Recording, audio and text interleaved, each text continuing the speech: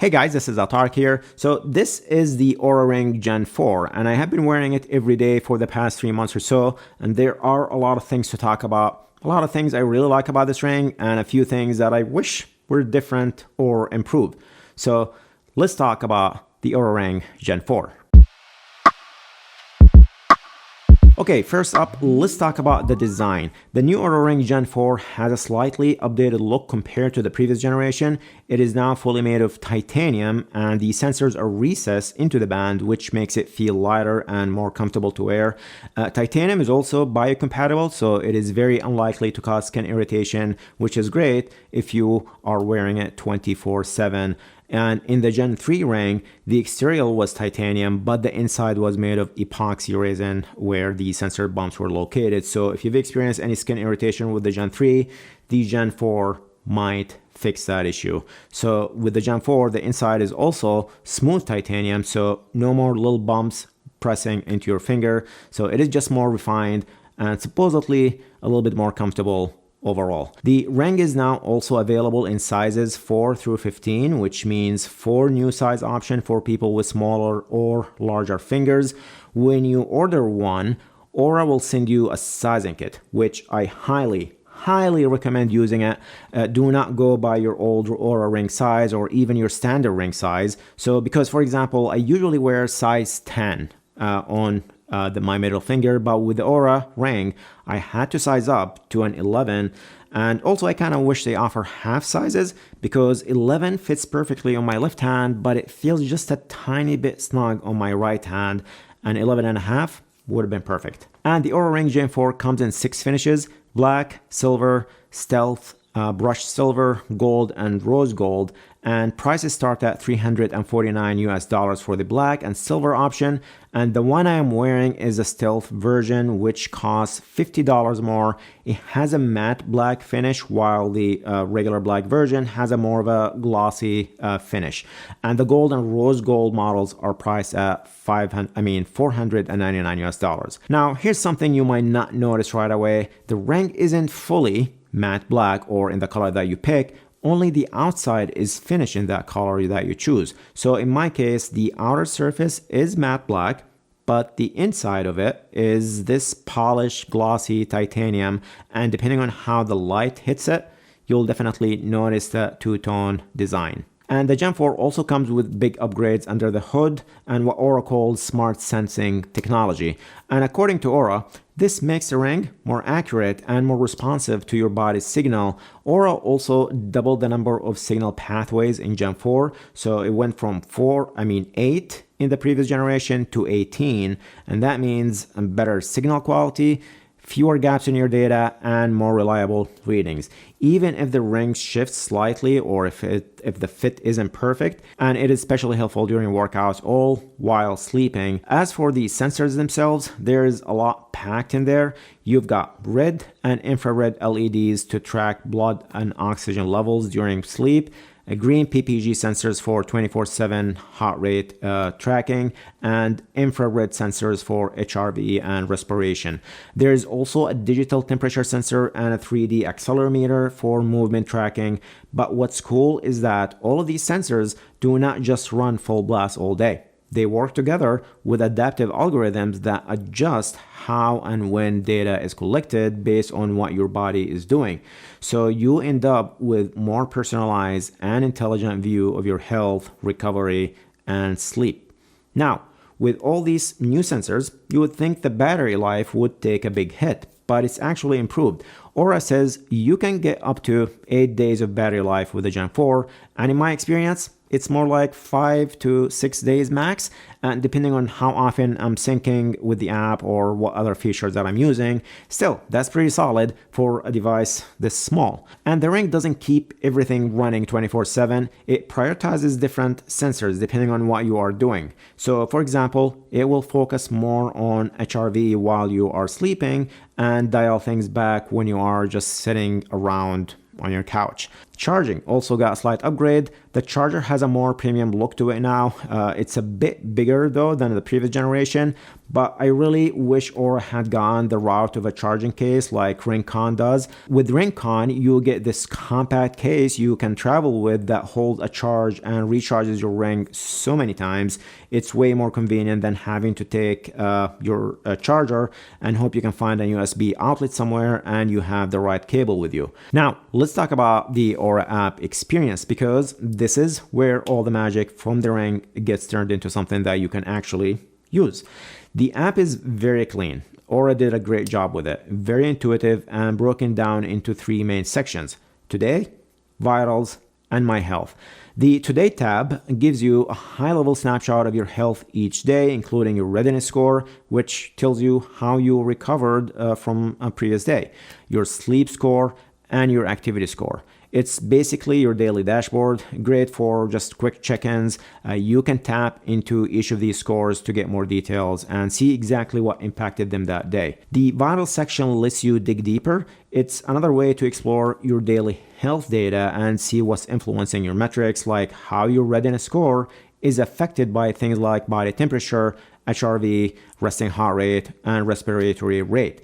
Same goes for sleep score. You can see exactly what contributed to your sleep quality, and these vitals are super useful for spotting signs of overtraining, illness, or even hormonal shifts. So for example, after a long week of travel, I came home, had a rough night of sleep, and started feeling a bit under the weather. The Oura Ring picked up on it. Its symptoms radar, which is a feature, flagged major signs of body strain or physiological strain. Now, I already knew that I was getting sick, so I did not need my ring to tell me that, but it was cool to see how that data reflected that. And my resting heart rate and body temperature were elevated, and my HRV had dropped significantly. And it gave me a pretty clear view of how my body was reacting to the stress and how far it was from my baseline, which was really cool to see. Then there is that My Health tab, which tracks long-term trends. That is perfect if you are trying to understand how your lifestyle, workouts, stress level, or training load are affecting you over time. And you will find things like cardiovascular age, VO2 max, and stress resilience score in this section. Now, the VO2 max estimate can either be pulled from Apple Health if you are using it with an Apple device, or you can do the built-in 6-minute walking test. Now, I'm not sold on that walking test. My VO2 max is usually in the low to mid 50s for running and in the 60s to mid 60s for cycling. But when I did the Oura test, it gave me a score in the low 30s. So either I completely botched the test or their VO2 estimate isn't correct. The app also has some nice extras like daytime stress tracking, guided meditations, sleep sounds, and for women, cycle tracking and fertility insights. And yes, it does automatic workout detection and syncs with Apple Health, Strava, and a few other platforms. But in my experience, the workout detection works well when you're actually doing a workout. It works well walking, running, and swimming, or even cycling, but sometimes it's a mess. So for example, it once thought I was cycling when I was actually outside snowplowing the driveway. So yeah, but I think Oura Ring's biggest strength is sleep and recovery tracking. As a triathlete, this is the stuff that I care most about.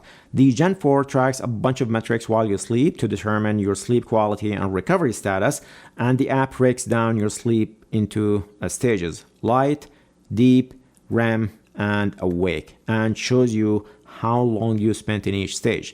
And you'll also get total sleep time, sleep efficiency, and even how long it took you to fall asleep. On top of that, it tracks your nighttime heart rate variability, respiration rate, and body temperature, all these key metrics for recovery. And these feed into your readiness score, which is basically your daily recovery report card. It tells you whether your body is ready for hard training or if you should take it easy that day.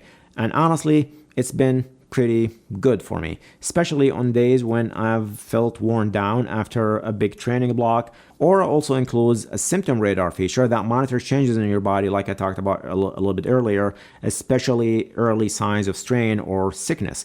It compares your baseline metrics like heart rate, HRV, breathing rate, and temperature and flag significant deviations.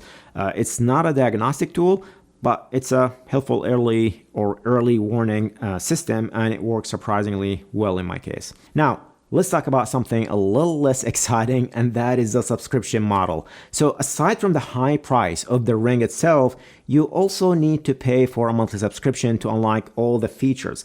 It is $5.99 per month or $69.99 annually. And without it, you just get basic score and battery info, no details inside or historical data. So it is frustrating, especially when there are other rings out there like the Ultra Human Ring Air, which I reviewed earlier on this channel, or the Ringcon ring that offers similar features with no monthly fee. But here's the thing. Oura was one of the first smart rings to really focus on deep health and recovery tracking and basically enters this area. That early lead helped them build a strong brand and a loyal user base, and their customers are used to paying for what feels like a premium wellness service, not just a gadget. Plus, here in the US, the Oura Ring is now HSA and FSA eligible, which helps take advantage of some tax breaks for some folks. But new players like Ultrahuman and Ringcon are using their no subscription model as a selling point to lure users away from Oura. So whether that works long term remains to be seen, but for now, Oura's combination of hardware, app insight, and branding still gives it a competitive edge. And that brings me with one of my biggest complaints with Oura: third-party app integration, or really the lack of it. Yes, you can connect to Apple Health and Strava to import and export basic activity data, but that's pretty much where it ends.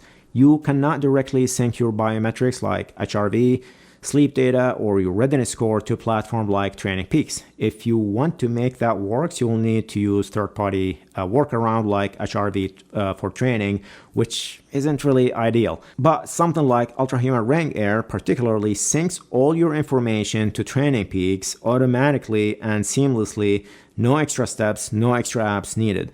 That's the kind of integration I would expect from a product at this price point.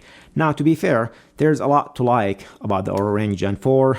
The sleep tracking is excellent, accurate, detailed, and easy to understand. And the readiness score and HRV insights are actually helpful, especially for athletes or anyone training with intention.